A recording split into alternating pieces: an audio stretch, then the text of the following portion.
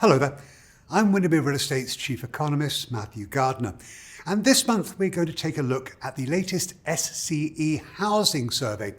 This gives us a really detailed look at consumer psyche in regards to the housing market.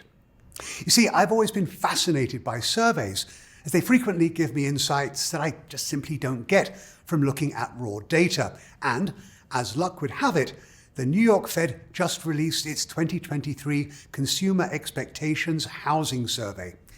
Now, this particular survey has always given me some great and often surprising insights as to how the US population views the overall housing market.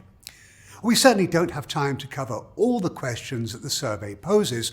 There was one section I wanted to share with you because it really resonated with me, and it relates to mortgage rates. The first question asked was where they expected mortgage rates to be 1 year from now. And as you see here, on average, households expected rates to rise all the way up to 8.4%.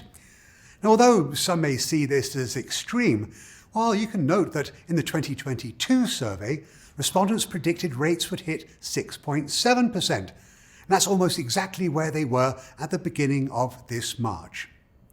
And when asked where they thought rates would be 3 years from now, again, on average, households expected to see them climb to 8.8%.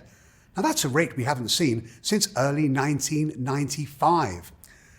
I'm not sure about you, but I was very surprised by these results as they counter just about every analyst's expectation regarding where rates will be over the next few years. In fact, myself and every economist I know believes that rates will slowly pull back as we move through this year. I haven't seen a single forecast suggesting mortgage rates will rise to a level this country hasn't seen in decades. But as they say, the devil is in the details. And when I dug deeper into the numbers, well, it became very clear to me that demographics played a pretty big part in guiding people's answers. Let me explain. Here, the data is broken down by educational achievement. And you can see the survey respondents who didn't have a college degree thought that mortgage rates would rise to 9.4% within a year. But college graduates were far more optimistic, and they expected rates to be in the high sixes. And when asked to look 3 years out, respondents without degrees expected rates to break above 10%, while college graduates saw them pulling back a little from their 1 year expectations of 6.7% down to 6.4%. Now, we're going to look at the survey results broken down by housing tenure.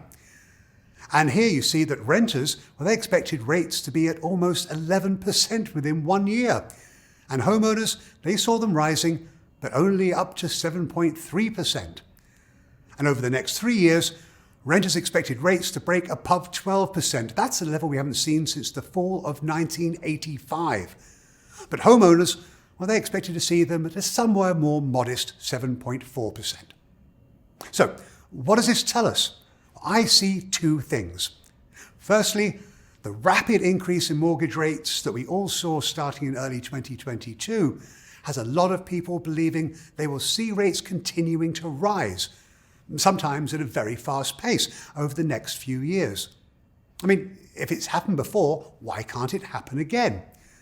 And this mindset leads me to my second point, which is that it's very clear that a lot of would-be home buyers just don't understand how mortgage rates are calculated. The bottom line here is that I see a potential buyer pool out there that needs educating, and that can give an opportunity to brokers to discuss how rates are set and where the market is expecting to see them going forward. And this may alleviate the concerns that many households have who might be thinking that they will never be able to afford to buy a home because of where they expect borrowing costs to be in the future.